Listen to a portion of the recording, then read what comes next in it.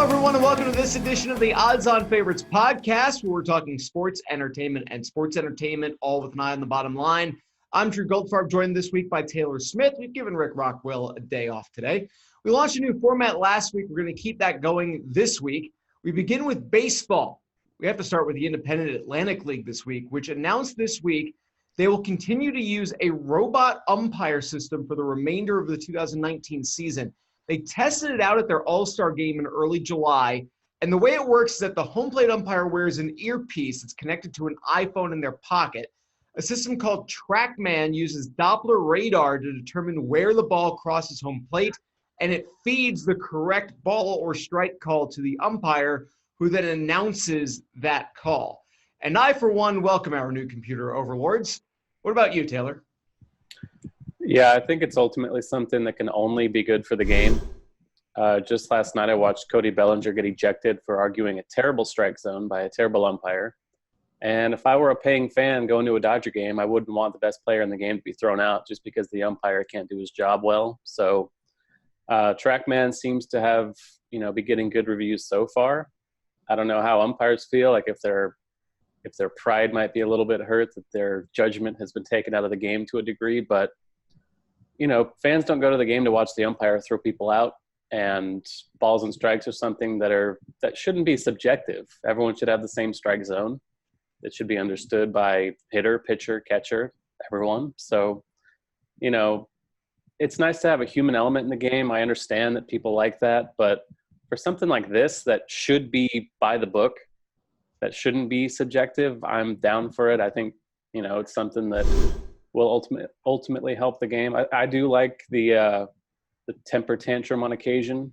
You can see managers kind of, run wild, but, that's a small price to pay for getting the calls right, I think.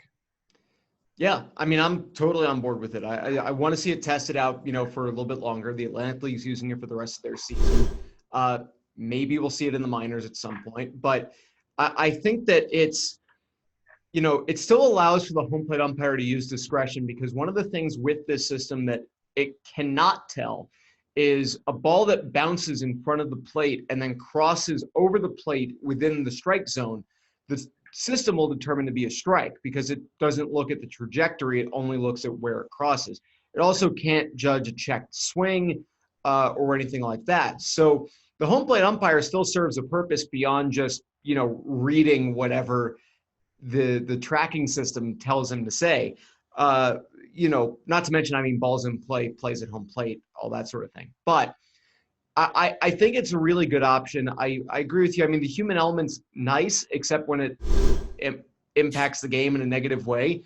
Everybody's like, oh, no, but the human element. It's like, yeah, but there's a certain range that's like, okay, that's kind of a nice thing. The one thing you would lose is the pitchers that are so pinpoint accurate that they can expand the strike zone over the course of a game by just working ever so slightly towards the edge. And the umpire kind of just goes, oh, no, this is a strike for that pitcher. So it does take that element away, but in a sense, I don't know that really should be impacting the outcome of a game anyway. Yeah, like a guy like Greg Maddux, if you look at highlights from his heyday, umpires would give him like half a foot off the plate. At some point, it got really ridiculous. Like, he's great and all. He wasn't overpowering. His whole thing was control. And there's still room for that, even though everyone throws 98 now. But for something like that, the human element, it'll also impact betting. Like, imagine how pissed you'd be if you bet on a certain team to win the game and they've just been screwed all night by a guy that doesn't know where the strike zone is. And Joe West, Angel Hernandez, You can go on down the list. But, it's just something like that. It just should be a uniform thing. Like, the ball's over the plate, chest to belt level, whatever, knee level. It's just, that should be one of the things that's not really a human element. I'm fine with not taking the robot thing to the bases. I'm fine with that still being a human thing because they do have replay. And more often than not every time, but replay should get that correct if it is necessary. So keeping the robot thing to home plate is fine with me. I hope it's something we eventually get at the major league level, and I think it's kind of trending in that direction. I think that at some point down the line, you might be able to do the robot umpiring at the bases. I don't think that this system is the one that would be able to do that. You'd still, again, need a body there to make sure that the ball was like caught. But in theory, you could end up at a point where it would be cheap enough to put a chip into all of the baseballs. But I mean, with how many baseballs they go through in the game, I don't know that that would ever be, at least in the Yeah. foreseeable future. I don't know that that would work because you've got to be like, okay, the chip would have to sense that it was caught and its energy momentum stopped by a glove. And then it would also have to sense the base. And they change the bases out 3 times a game now. So I don't know that that's really going to be too realistic, at least in the foreseeable future, maybe down the line. But yeah, with replay, I think that it's, and like you mentioned with the betting too, if someone had bet on that Dodgers game and then sees a terrible strike zone result in the best team in baseball, one of the best teams in baseball, losing one of their best players, that as a bettor to go like, oh, well, this is great. I just didn't realize that Angel Hernandez, Joe West, whoever it was the home plate umpire for this game. I guess I just shouldn't be betting on games if the home plate umpire isn't or is one of the 4 or 5 umpires that tends to always end up trending on Twitter for making a bad call and ejecting people willy-nilly. And it's possible that Major League Baseball might decide to test the robot umpires at some point with minor league baseball. You usually see certain things like they've been using the extra innings with a runner on second rule for a little while now. Nothing appears imminent or in the plans at the moment, but something that is imminent is the MLB Trade Deadline and then the postseason shortly after that. So starting about 2 or 3 hours after we're recording this, the Boston Red Sox begin a 4-game series at Fenway Park against the AL East leading New York Yankees. Now, after playing 3 games at home against Tampa in the middle of next week, they take on the Yanks for 4 more in the Bronx. They just wrapped up a series where they took 2 of 3 from Tampa in Tampa. So, Taylor, are you ready to write off the defending World Series champs if this next week and a half doesn't go to plan, or do you think they're going to come out of this 11-game stretch okay? So taking 2 of 3 in Tampa was definitely big, but before that they did drop 2 of 3 to Baltimore. So it's like this team all season long has just been one that can't get out of its own way. It's the same team we saw last year personnel-wise for the most part, but for whatever reason they just have this lengthy hangover. It's kind of like the Cubs the year after they won it.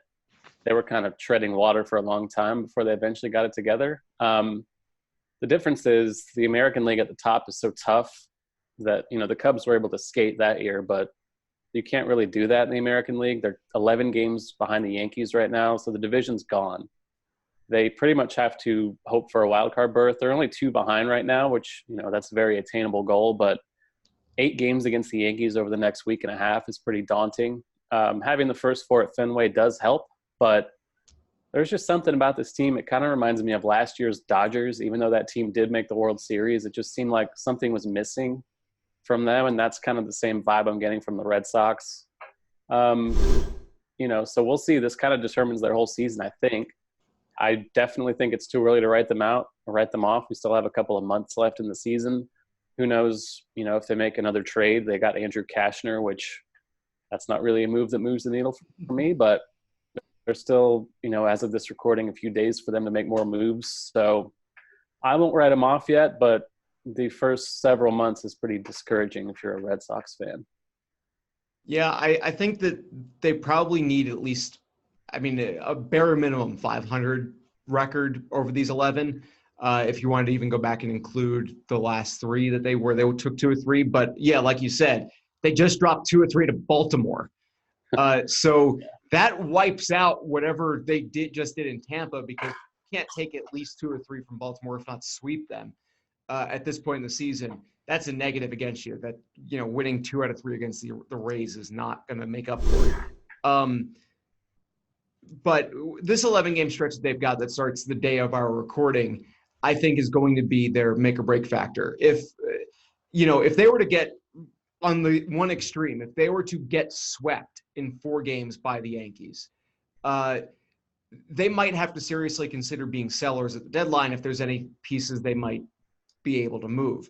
Because if you drop 4 in a row and you end up being 5 games back of a wild card spot, with 3 games against the Rays, 4 more games against the Yankees coming up, you've got to look at yourself seriously.